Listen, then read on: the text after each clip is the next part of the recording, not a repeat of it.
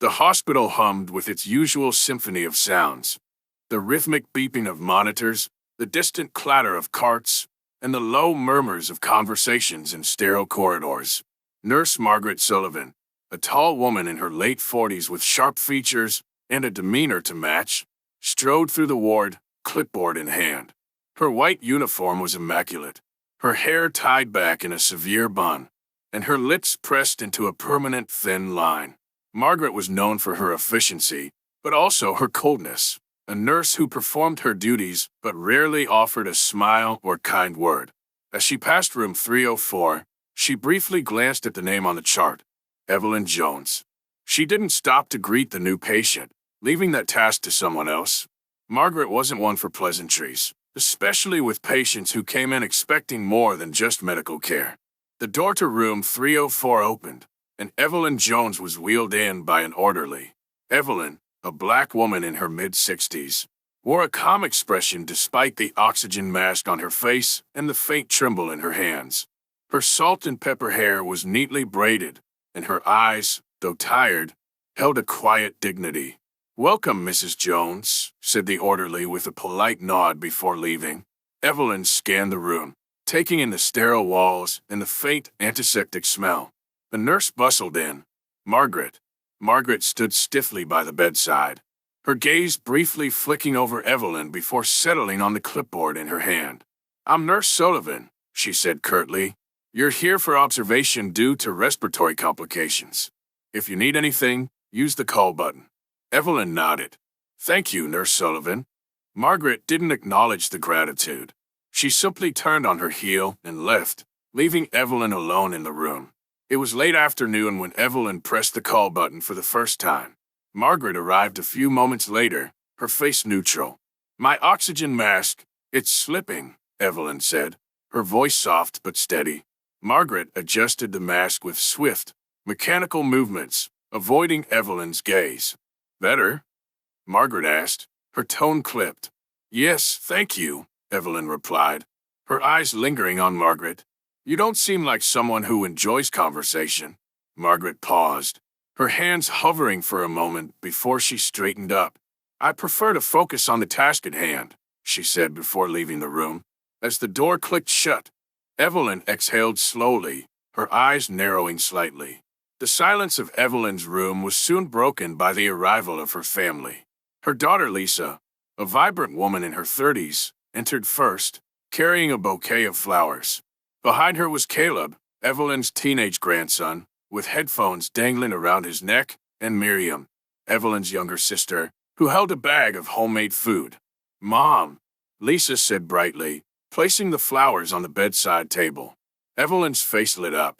"Lisa, you didn't have to bring all this." "Nonsense," Miriam chimed in, unpacking containers of soup. "You need proper food, not this hospital stuff." Their chatter filled the room, laughter bubbling up as they shared stories. Caleb, initially quiet, joined in when his grandmother teased him about his music. Evelyn looked at her family with warmth and pride. Outside the room, Margaret passed by and glanced in. She paused briefly, her expression tightening at the sight of their joy. She quickly moved on, muttering under her breath, "Some people treat hospitals like family reunions." As the evening settled, Evelyn's family prepared to leave. Caleb hugged her tightly, and Lisa promised to return the next day.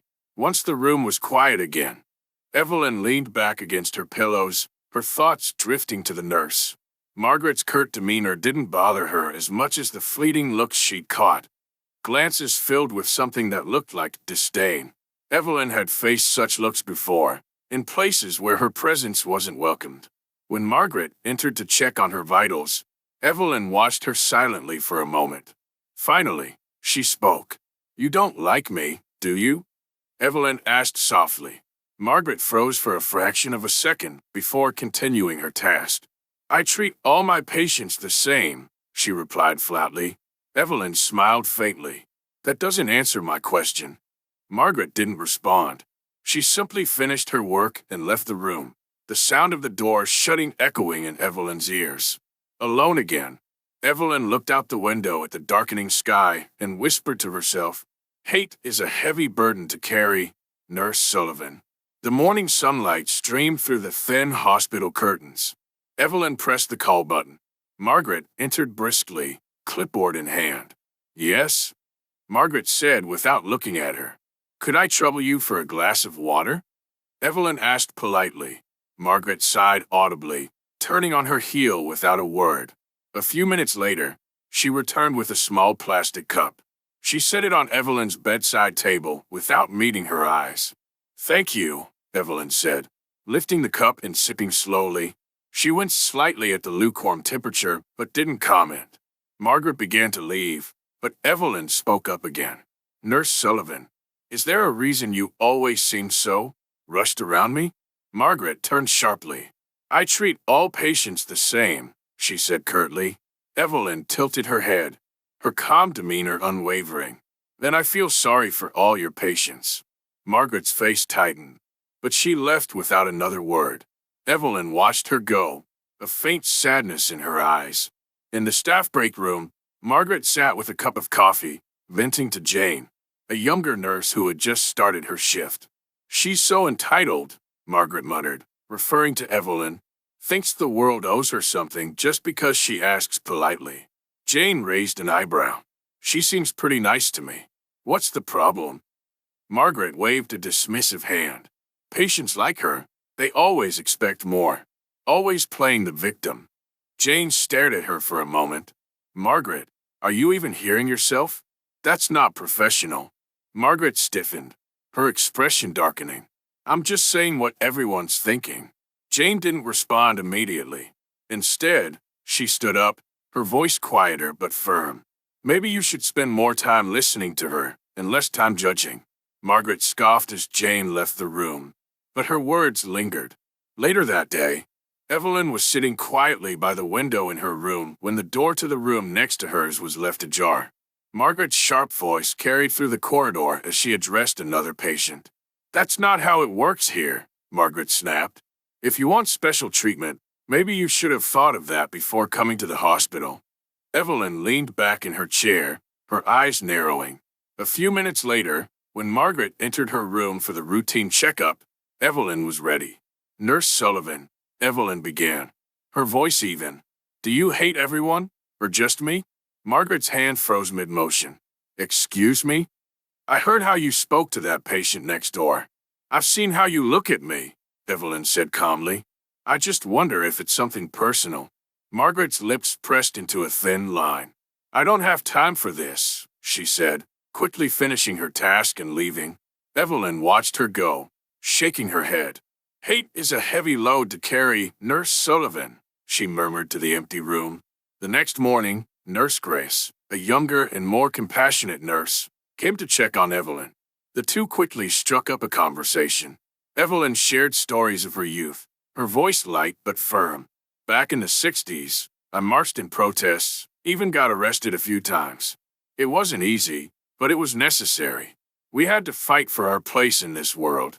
Grace listened intently, her admiration clear. That's amazing. You're so brave. Margaret passed by the room, overhearing snippets of their conversation. Her expression hardened as Evelyn's words stirred something uncomfortable in her. Memories of her father's lectures about those kinds of people. As she walked away, Margaret muttered under her breath, always making themselves the center of attention. That evening, Margaret found a small note tucked under the clipboard she'd left at Evelyn's bedside. Curious, she opened it. The handwriting was elegant, the words simple yet powerful. I hope you find peace. Evelyn. Margaret stared at the note for a long time, her emotions swirling between anger, confusion, and something she couldn't quite name. Finally, she crumpled the paper and tossed it into the trash. Evelyn, lying quietly in bed, watched Margaret through half-lidded eyes. She said nothing, but the faintest hint of a knowing smile played on her lips. The ward fades into Margaret's memory. She's a young girl, around 8 years old, sitting on the porch of her family's modest home in a racially segregated southern town in the 1960s. The air is heavy with summer heat, and the faint sounds of children playing drift over from a nearby street. Margaret's father, Thomas Sullivan, a stern man with a rigid jawline, sits nearby, whittling a piece of wood. His expression is hard as he watches a black family walking down the street. "Don't you ever go playing with those kids," he says to Margaret, his voice firm. "They're not like us." Margaret, clutching her doll, looks confused. "But Sally's nice. She let me play with her jump rope at school." Thomas's face darkens. He slams the wood onto the porch rail, making young Margaret flinch. "You listen to me, girl. You stick to your own kind, where you'll regret it." Margaret nods fearfully, clutching her doll tighter. In her small hands, the doll, a white porcelain figure, stands as a silent witness to the day's lesson. Later that same day, young Margaret sneaks out to the nearby park, where Sally, a black girl around her age, is playing with a group of children. Margaret hesitates at the edge of the park, looking around nervously. "Margaret," Sally calls, waving her over. Margaret smiles shyly and approaches. The two play together, laughing and sharing stories. For a moment, it's as if the world's divisions don't exist. Sally even offers Margaret her favorite toy, a worn but much-loved teddy bear. But their joy is short-lived. Thomas appears, his face thunderous.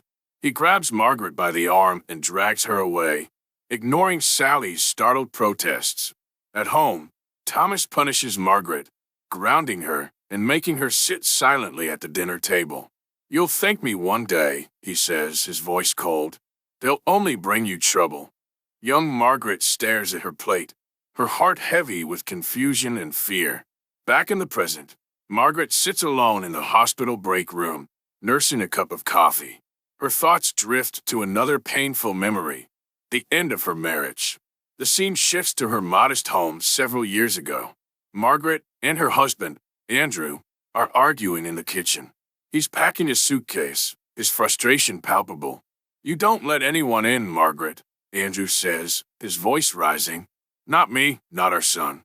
It's like you've built this wall around yourself, and no one's allowed to get close." "I don't need anyone to get close." Margaret snaps back. "I'm fine on my own." Andrew shakes his head, his shoulders sagging. "No, Margaret, you're not fine. You're just scared. Scared to feel, scared to trust. I can't do this anymore." He leaves, and Margaret is left alone, staring at the empty doorway. She doesn't cry. She simply clenches her jaw and gets back to tidying the kitchen. Margaret's reverie is interrupted by the arrival of a letter in her locker. She opens it, recognizing her son Brian's handwriting immediately. The letter is brief and stings like a slap. "Mom, I don't know why I'm even writing this. You've made it clear you don't care. Growing up, I always felt like I wasn't enough for you. Like you didn't even want me. You're like a stranger to me now, and maybe that's just how you want it. But if you ever decide to change, I'm here. Brian."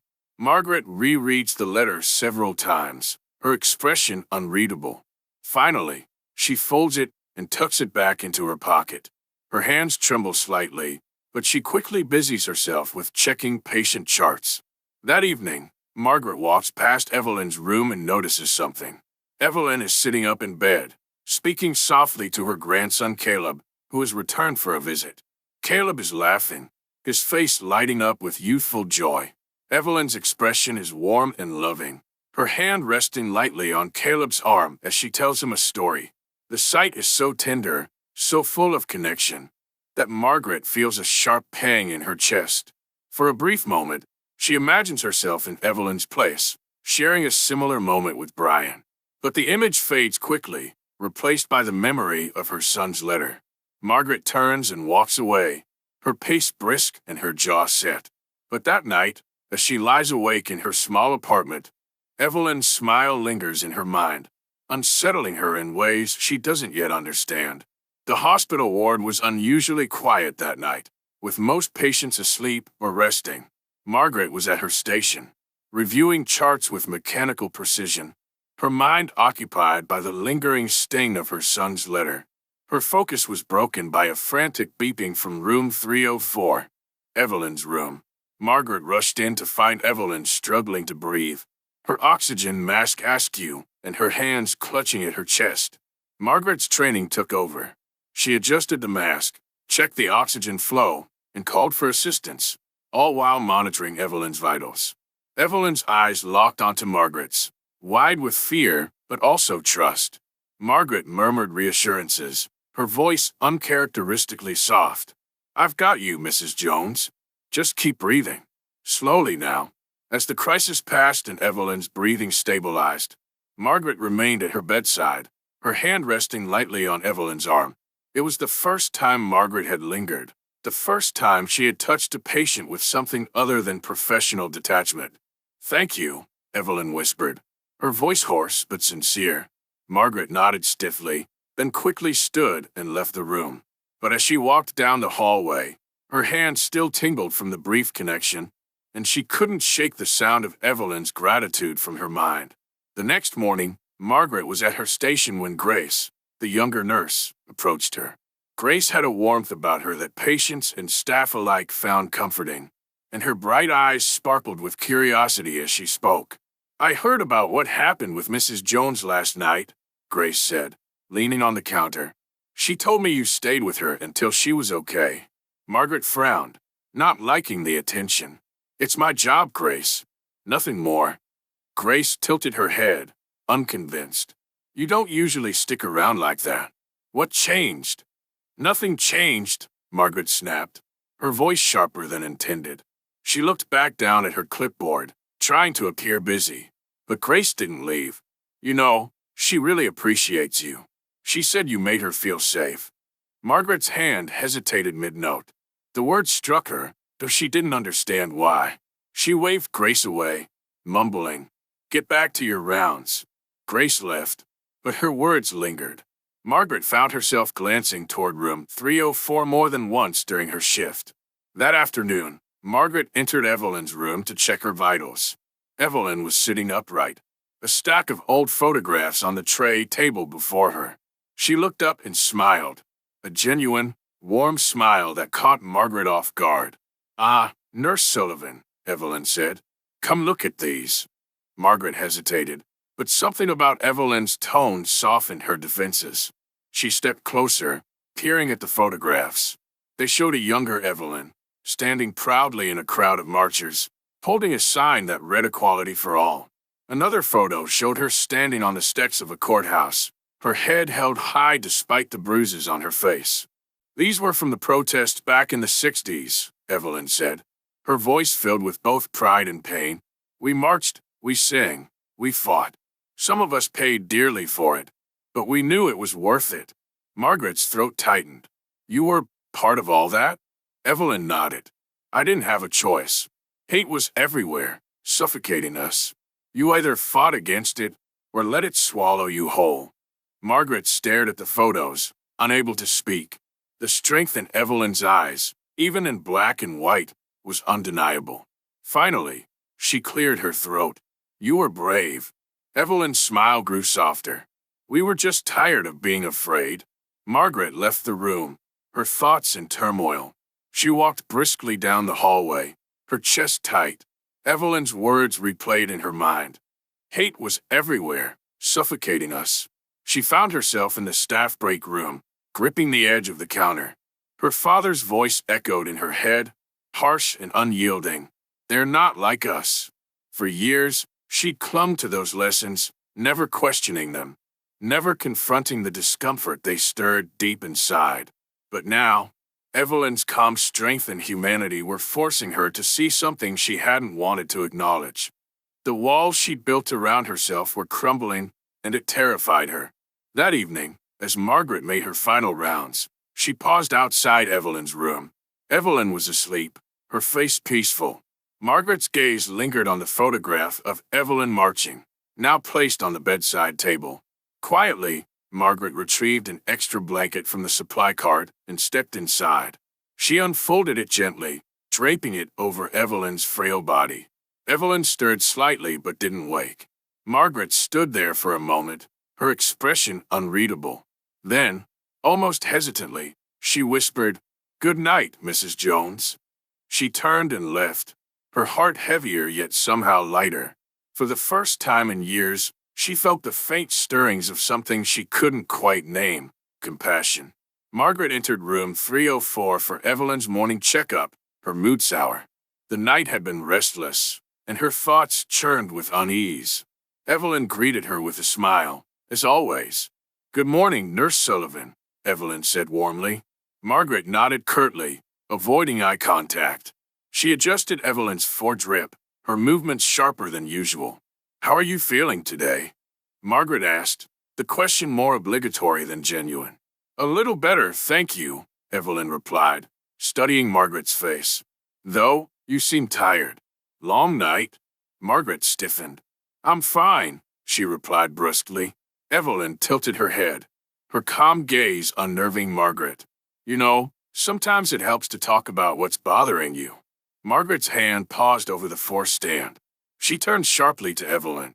"Mrs. Jones, I'm here to provide medical care, not conversation." Evelyn's smile faltered, but her voice remained gentle. "Understood, Nurse Sullivan." Margaret left the room quickly, the conversation gnawing at her. Evelyn's calm demeanor only made Margaret feel more exposed, as if the older woman could see straight through her. Later that day, Evelyn's grandson, Caleb, visited again. Margaret was walking past the room when she overheard their conversation. "They teach about systemic racism at school now, Grandma," Caleb said excitedly. "It's eye-opening, learning about what you went through." Evelyn smiled at him. "I'm glad you're learning, Caleb. Understanding history is the first step toward building a better future." Margaret, standing just outside, rolled her eyes. She walked into the room briskly, clipboard in hand. "Mrs. Jones, it's time for your afternoon vitals," Margaret said, her tone sharp. Evelyn and Caleb fell silent. Margaret's brusque movements filled the room with tension. After a moment, Evelyn spoke softly. "You seem uncomfortable, Nurse Sullivan. Is something wrong?" Margaret straightened, her face flushing. "Not everything needs to be a discussion about race, Mrs. Jones." The room grew still. Caleb stared at Margaret, wide-eyed, while Evelyn's expression darkened slightly. "Race is not something I bring up lightly," Evelyn said, her voice measured, "but it's part of my reality. Perhaps it's uncomfortable for you, because you've never had to face it." Margaret's jaw tightened. "I think I've heard enough," she said, exiting the room without finishing the checkup. Back in the break room, Margaret was pacing when Jane entered. Jane's expression was calm but firm. "I heard about what happened in room 304, Jane began. "Evelyn's grandson spoke to me." "Margaret, this is serious." Margaret scowled. "I didn't do anything wrong. She keeps pushing these conversations." Jane crossed her arms. "She's a patient, Margaret. And frankly, if you can't handle patients with empathy, maybe you need to rethink why you're here." Margaret's face flushed with anger. "You don't understand. She's challenging me, making everything personal." Jane shook her head. "Maybe it feels personal because you're realizing you've got things to work on. But that's not her fault. You're letting your baggage get in the way of your job." Margaret's hand clenched the edge of the counter. Jane's words stung because they rang true. But instead of admitting it, Margaret glared at her. "Stay out of it, Jane." Jane sighed and left, leaving Margaret alone with her guilt and frustration. The next morning, Margaret was called urgently to room 304. Evelyn was pale and struggling to breathe again. Her family, who had been visiting, stood by helplessly as Margaret and Grace worked to stabilize her. Margaret's hands moved with practiced efficiency, but her heart pounded in her chest. This time, Evelyn's condition didn't improve as quickly. Her breathing remained shallow, and her vitals were weak. Finally, after the episode subsided, Evelyn whispered, "Thank you," her voice faint but steady.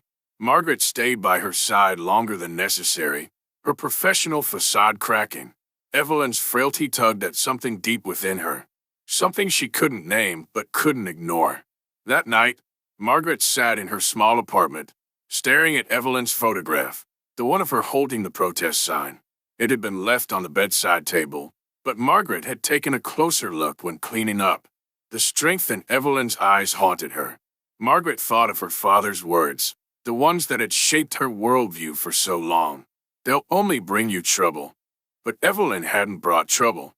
She brought grace, resilience, and a quiet determination that Margaret couldn't deny. Margaret rubbed her temples, feeling the weight of her internal battle. She thought of her son's letter, of Jane's words, of Evelyn's calm but piercing gaze. For the first time in years, Margaret allowed herself to cry. Not in anger, but in confusion and pain. It was well past midnight when Margaret was roused from her paperwork by the frantic beeping of Evelyn's heart monitor. She sprinted to room 304, where Evelyn lay gasping for air, her chest rising and falling unevenly. "Code blue," Margaret yelled, summoning the crash team. She began chest compressions with steady hands, barking orders to the staff who rushed in behind her. "Push epinephrine," she commanded, sweat beading on her forehead. Evelyn's frail body seemed almost too delicate for the force of the resuscitation efforts, but Margaret didn't stop. Her usually detached demeanor was gone. Her voice carried urgency and a tinge of desperation. Finally, after what felt like hours, Evelyn's heart rate stabilized. Margaret slumped back, her hands trembling. She stayed by Evelyn's side as the other nurses quietly left, her eyes fixed on the older woman's face. Evelyn's eyes fluttered open weakly. "Still here," she rasped. Margaret managed a faint smile. "I don't leave my patients." Evelyn's lips curved into a ghost of a smile. "That's new." Margaret's chest tightened. She didn't respond but adjusted Evelyn's oxygen mask with uncharacteristic gentleness. The next morning, Evelyn was weak but stable. Margaret entered the room quietly, unsure of how to approach her. Evelyn turned her head toward her, her eyes tired but warm. "Nurse Sullivan," she said softly, "I need to ask you a favor." Margaret stiffened. "What is it?" "I want you to read this to me," Evelyn said, gesturing to a notebook on her bedside table. Margaret hesitated, then picked it up. The cover was worn, and the pages inside were filled with neat, flowing handwriting.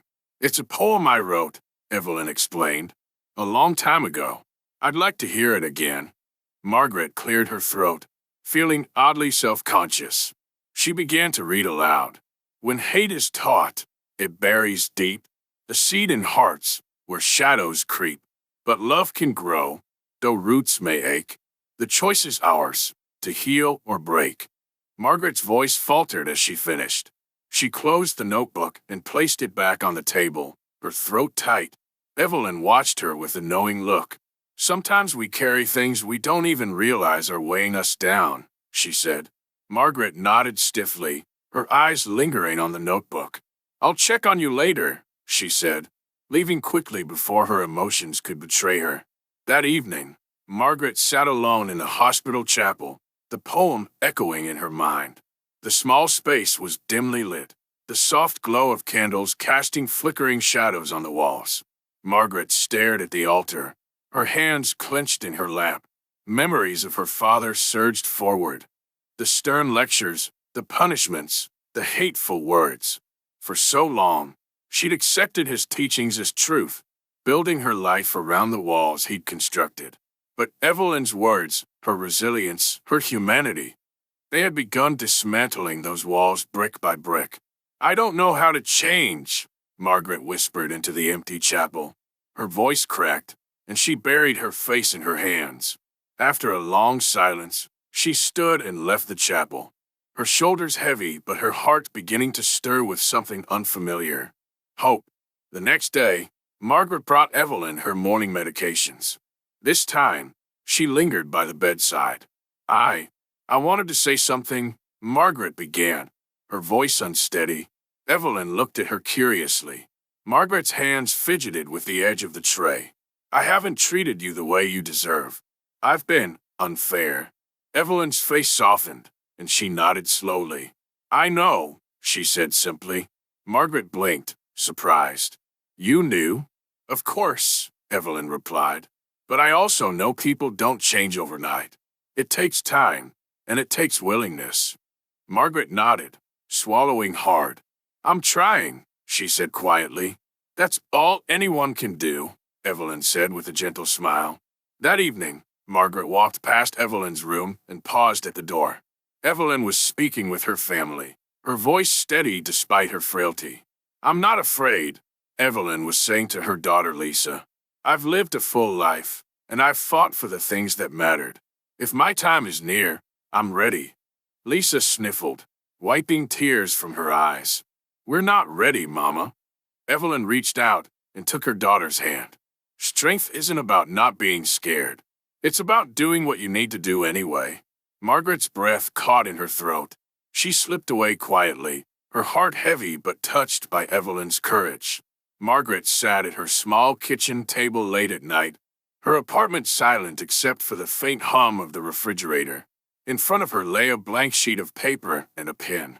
She had been staring at it for almost an hour, trying to summon the courage to write to her son, Brian. Her thoughts were a tangled mess of guilt, anger, and longing. She picked up the pen and began to write, her hand trembling slightly. Brian, I know I haven't been the mother you needed me to be. I know I pushed you away, and I told myself it was for your own good. But the truth is, I was scared. Scared of letting anyone in. Scared of what it would mean if I did. She paused, tears welling in her eyes. She wiped them away quickly, frustrated with herself. After a moment, she crumpled the paper and tossed it aside. What's the point? She muttered, burying her face in her hands. The next morning, Margaret entered Evelyn's room to find her sitting up in bed, a small bundle wrapped in tissue paper resting on her lap. Evelyn looked up with a smile. Good morning, Nurse Sullivan, Evelyn said warmly. I have something for you. Margaret frowned slightly. For me? Evelyn nodded and held out the bundle. Margaret hesitated before taking it. Inside was a leather-bound journal, the edges worn but the covers still sturdy. I've been keeping a journal for years, Evelyn explained. This one's empty. I thought you might like it. Margaret stared at the journal, unsure how to respond. Why would you give this to me? Evelyn's eyes twinkled with a mix of kindness and understanding. Because I think you have a lot to say, even if you don't know it yet. Margaret's throat tightened. She clutched the journal to her chest, nodding silently. Later that day, Margaret sat in the staff break room, the journal resting on the table in front of her. Grace walked in, her cheerful demeanor lighting up the space. Is that a new journal? Grace asked, sitting across from Margaret. Margaret nodded, tracing her fingers over the cover. It was a gift from Mrs. Jones. Grace smiled. She has a way of knowing exactly what people need, doesn't she? Margaret looked up, her expression thoughtful. I don't deserve her kindness. Grace leaned forward, her voice gentle. Maybe that's why it means so much. Sometimes the people we least expect to forgive us are the ones who see us for who we really are. Margaret looked away, her chest tightening. Grace's words felt uncomfortably true. That evening, Margaret opened the journal for the first time. She stared at the blank page for a long time, the pen hovering over it. Finally, she began to write. I don't know how to begin. Maybe this is for me. Maybe it's for someone else. All I know is that I've been carrying something heavy for a long time, and I'm tired of it. As she wrote, memories surfaced. Her father's harsh words, her failed marriage, the way she had distanced herself from her son. The words flowed out in a torrent, raw and unfiltered. When she finally stopped, hours had passed, and the pages were filled with a mixture of anger, regret, and longing. She closed the journal and held it tightly, tears streaming down her face. The next day, Margaret returned to Evelyn's room. She found the older woman sitting by the window, the sunlight illuminating her features. Margaret hesitated in the doorway before stepping inside. Mrs. Jones, Margaret began, her voice unsteady. I wanted to thank you for the journal. And for, she trailed off, unsure how to continue. Evelyn turned to her with a smile. You don't need to thank me, Nurse Sullivan. I'm just glad you're using it. Margaret took a deep breath, her hands clenching at her sides. I've been thinking a lot about the things you said, about hate and forgiveness. Evelyn nodded, her gaze kind but penetrating. Forgiveness isn't just for the people who've hurt us. Sometimes it's for ourselves. Margaret's chest tightened, and she felt the sting of tears in her eyes. I don't know if I can forgive myself for some of the things I've done. Evelyn reached out and took Margaret's hand. You don't have to do it all at once. Start small. And remember, you're not alone. Margaret looked down at their joined hands, her throat tight with emotion. For the first time, she allowed herself to believe that maybe, just maybe, change was possible. The morning was quieter than usual on the ward. Margaret entered Evelyn's room for a routine checkup, but something about Evelyn seemed off. Her skin looked pallid, her breathing shallow. Mrs. Jones?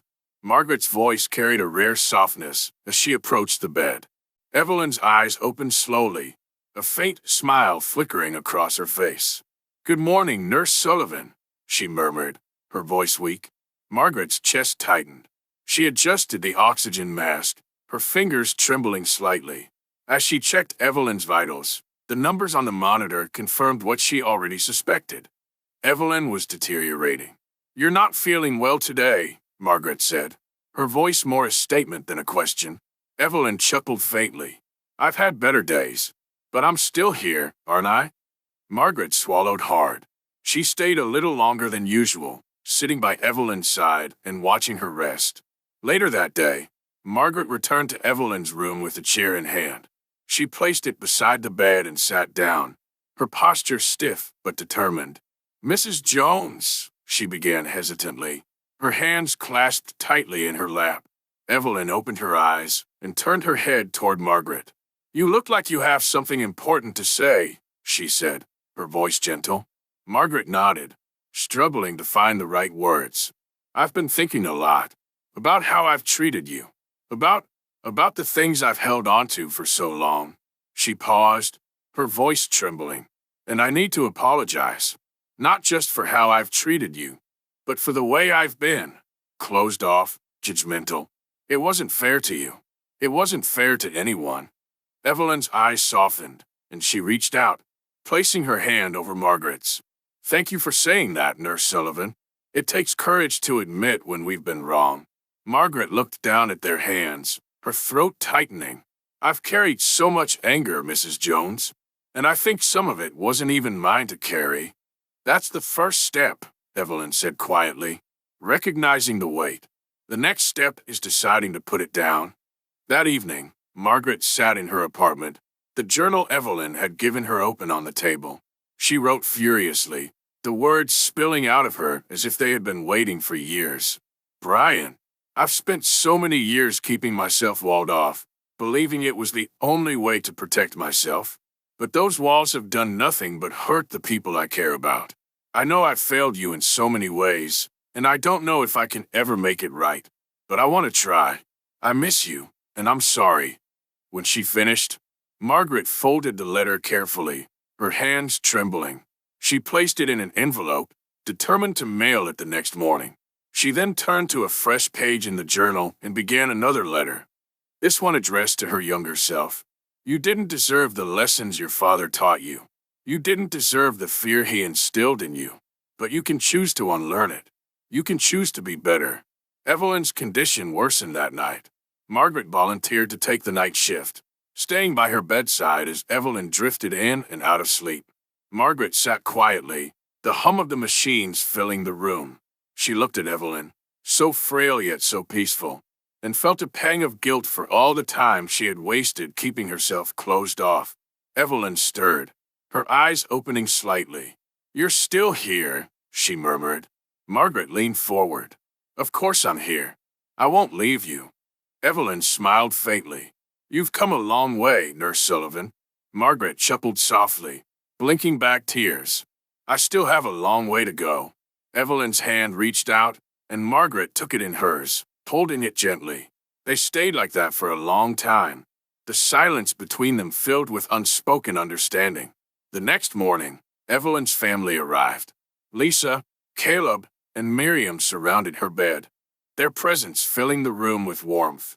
Margaret stood in the corner, feeling like an outsider but unable to leave. Evelyn turned to her family. "I've been blessed to have all of you, and I want you to remember, no matter what happens, love is stronger than anything else. Stronger than hate. Stronger than fear." She glanced at Margaret, her eyes twinkling with quiet encouragement. "Even stronger than the walls we build around ourselves."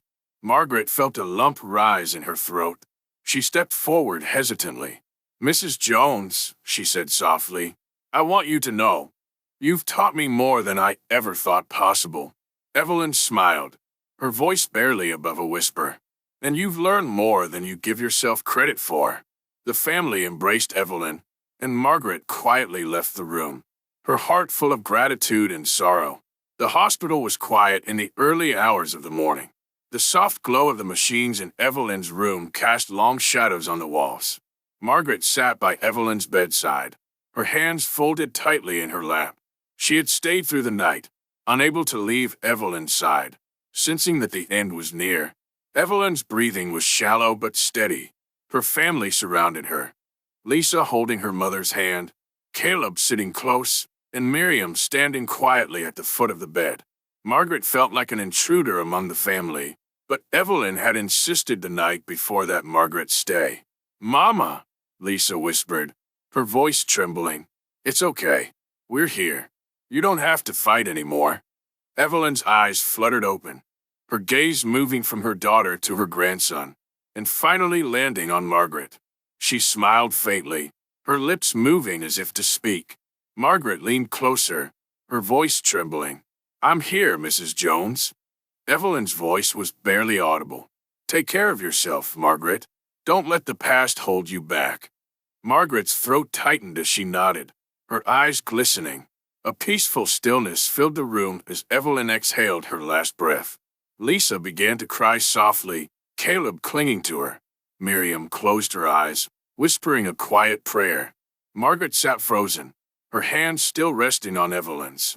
The weight of the moment pressed down on her chest, but amidst the sorrow, there was a strange sense of peace in Evelyn's expression. Later that day, Margaret returned to her small apartment. The emptiness of the space felt heavier than ever before. She sat at her kitchen table, Evelyn's journal in front of her, her own handwriting filling the first few pages. The silence was overwhelming. Margaret felt a pang of guilt for the years she had wasted living behind walls of fear and anger. She opened the journal and began to write. "Evelyn, I don't know if I'll ever be able to repay what you've given me. You showed me a grace I didn't deserve, and you taught me what forgiveness looks like. I'll carry your lessons with me, always." Tears blurred the words, but she kept writing, pouring her emotions onto the page. The hospital staff gathered a few days later for Evelyn's memorial service, held in the small chapel on the hospital grounds. Margaret stood at the back, unsure if she belonged. Evelyn's family sat in the front row, their grief palpable but dignified. Lisa approached Margaret afterward, her face soft with gratitude. "Thank you for being there for my mother," Lisa said. "She spoke about you a lot in her final days. You meant more to her than you realize." Margaret shook her head, her voice trembling. "She was the one who changed me. I should be thanking her." Lisa smiled faintly and handed Margaret a small, folded piece of paper. This was the last thing she wrote. She said it was for you. Margaret unfolded the paper. It read, "Dear Margaret, growth is painful, but you've already begun. Don't stop now. The world needs more of your light. Love, Evelyn." Margaret clutched the note tightly, her tears falling freely. That evening, Margaret finally mailed the letter she had written to her son. As she dropped it into the mailbox, she felt a strange mix of fear and hope. Back home, she sat at the table, staring at her phone. After a long moment, she picked it up and dialed Brian's number. The phone rang several times before going to voicemail. Margaret hesitated, then left a message. "Brian, it's me. I just wanted to say I'm sorry for everything. I wrote you a letter. It's on the way. But I'd really like to talk if you're willing." Her voice broke as she added, "I miss you, son." She hung up, her hands shaking. The next morning, Margaret arrived at the hospital early. As she walked through the halls, she noticed things she had never paid attention to before. The way patients smiled at the nurses who treated them kindly, the way families supported each other, the quiet resilience of those who were suffering. Margaret approached the head nurse.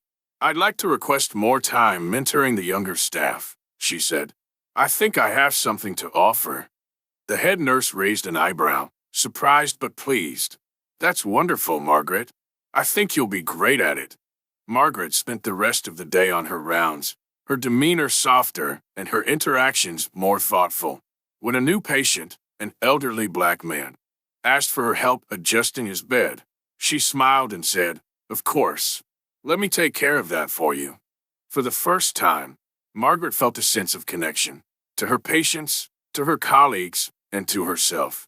A few weeks after Evelyn's passing, Margaret stood in the small cemetery where Evelyn had been laid to rest. The air was crisp, the autumn leaves scattered across the neatly kept lawn. Margaret clutched a small bouquet of white lilies, her fingers trembling slightly as she approached the gravestone. Evelyn Jones, 1936 to 2023. A life of love, courage, and grace. Margaret knelt, placing the flowers gently at the base of the stone. She traced the engraved letters with her fingers, her throat tightening. "I never said goodbye properly," she whispered, "and I don't think I ever thanked you for everything." Margaret reached into her bag and pulled out the journal Evelyn had given her. She opened it to a page where she had written a poem in Evelyn's honor. Her voice was soft but steady as she read aloud.